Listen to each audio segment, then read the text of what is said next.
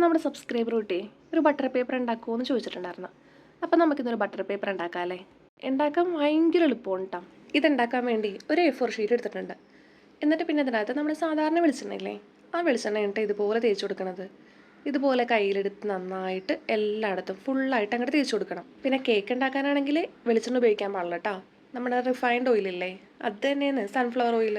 ആ അതാണ് കേട്ടോ നമുക്ക് ഉപയോഗിക്കേണ്ട കേക്ക് ഉണ്ടാക്കാൻ വേണ്ടി.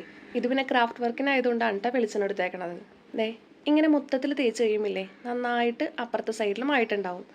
എന്നിട്ട് പിന്നെ ടിഷ്യൂ പേപ്പറാ അല്ലെങ്കിൽ ഇതുപോലത്തെ ഒരു വേസ്റ്റ് ക്ലോത്ത് എടുത്തിട്ടില്ലേ, മൊത്തത്തിൽ ഇതുപോലെ ഒരു 2-3 പ്രാവശ്യം ഒന്ന് തുടച്ചു കൊടുക്കണം. 2 സൈഡും തുടച്ച് കഴിയുമില്ലേ ദേ ഇതുപോലെ ഇടിക്കും കേട്ടോ.